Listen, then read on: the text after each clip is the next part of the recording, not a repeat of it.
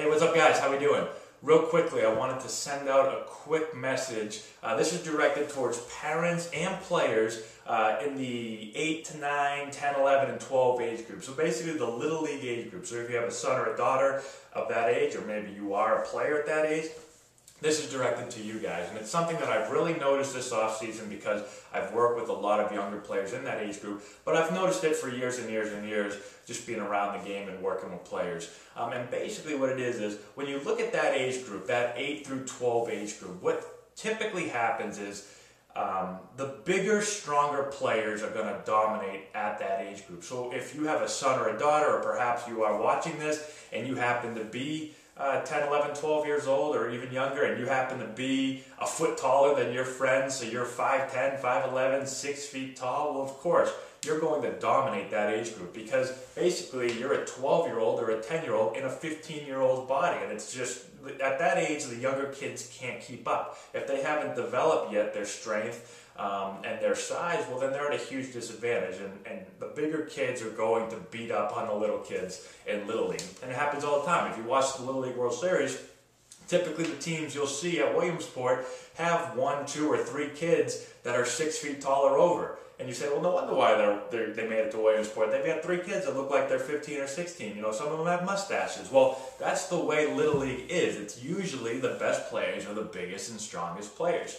But what I see happen a lot, and through my experiences, you know, I remember back to Little League when I played, and the bigger kids that were great in Little League don't end up playing that much further in baseball. They kind of stop developing because they rely on their being bigger and stronger and probably faster than the kids at that age. And a lot of times, because they were successful or because they were, you know, the best players, you know, maybe coaches didn't want to work with them as much. Well, you know, Johnny's been pretty good as a 10, 11, and 12-year-old, so just let's let him go keep playing. Or parents say, well, he's awesome. He doesn't really need, you know, to listen to coaches that much. He doesn't really need lessons. So let's just keep letting him play. Well, by the time the younger kids start to develop, the kids that are maybe a little undersized at 8, 9, 10, 11, and 12, eventually they start to mature and they start to grow, and maybe they were just late with their development as far as physically is concerned, and they end up catching up to those kids, and a lot of times they pass the big kids because they've had to work harder. They've had to work on their swing. They have to make up, because they're not as big when they're younger, they have to make up for it in other ways. They need to have a better swing. They need to throw the ball with better mechanics. They can't just rely on their physical ability to beat the bigger kids. And I've noticed this a lot because when I do lessons and I work with some players, some kids are really, really big, and they do things that probably aren't right mechanically. And when I try to tweak it or change it a little bit, a lot of times the player or the parent will say, well, you know, Johnny hit 15 home runs last year. Does he really need to change this? And my answer is, well, Johnny is 6 foot tall, 180 pounds, and he's playing against kids that are 5'2", 75 pounds. Of course he's going to hit home runs. I mean, you could not know how to play baseball at all, but you're so big and strong that if you connect with the ball, it's going to go far. Or you might not have great throwing mechanics, but you're basically a 15-year-old playing with 10-year-olds. You're going to blow them away with a fastball. You're so big and strong.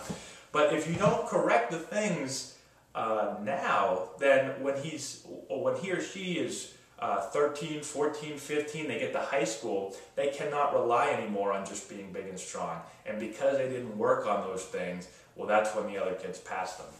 So this is just a quick thing.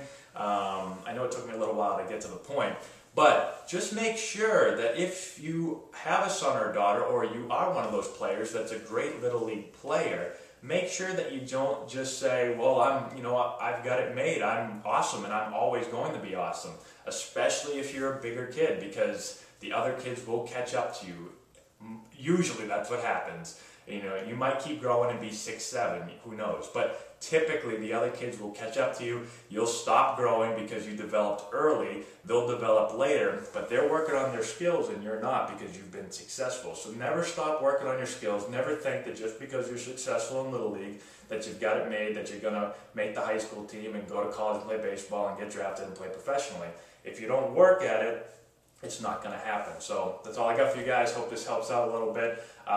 If you have any questions, let me know in the comment section below. Share the video, send it to your friends, all that good stuff. We'll talk to you later.